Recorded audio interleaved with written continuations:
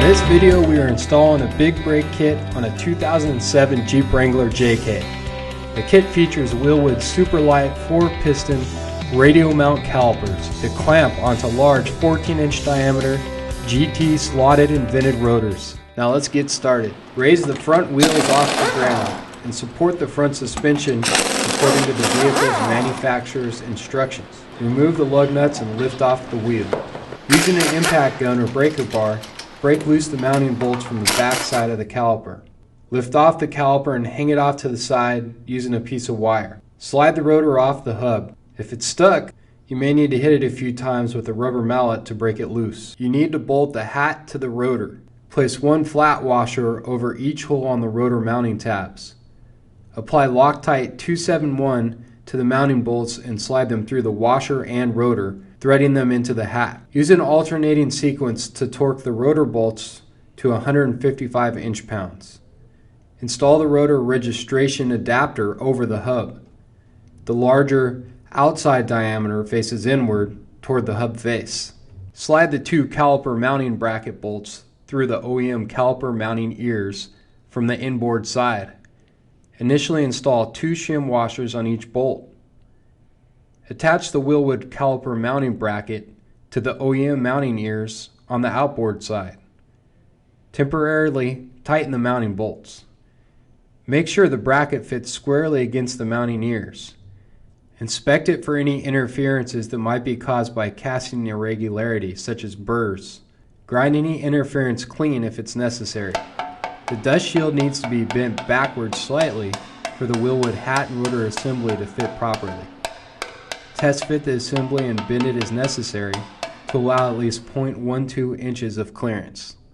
Install the hat and rotor assembly over the studs onto the hub.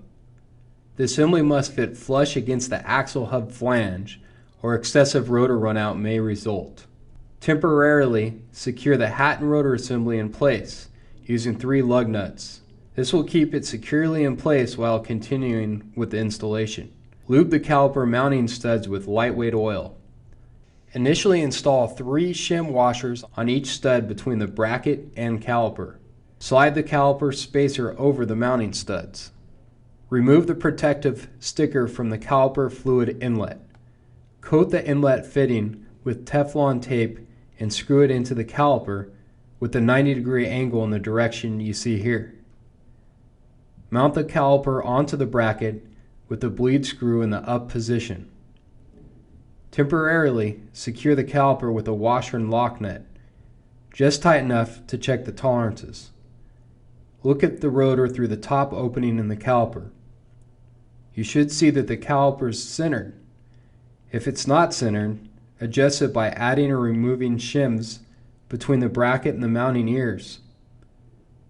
Once the rotor is centered, remove the bracket bolts. Apply Loctite 271 to each bolt and torque them to 75 foot-pounds.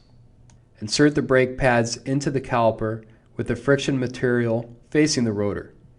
Check that the top of the brake pad is flush with the outside diameter of the rotor by adding or removing the shims that are located between the bracket and caliper. Once the pad height is set correctly, install the center bridge retainer tube, bolt, and lock nut. Tighten the lock nut so it's snug and there's no play in the bolt or tube, but be careful not to over tighten it.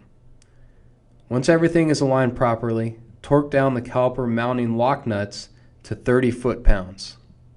Connect one end of the Wilwood FlexLine hose kit to the fitting that was previously installed into the caliper.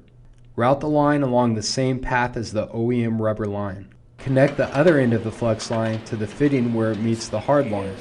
Secure the line as necessary to prevent contact with any of the moving parts, such as the suspension, wheel, or brake components. Bleed the system, referring to the instructions included with your kit. Install the wheel and torque the lug nuts to manufacturer's specs.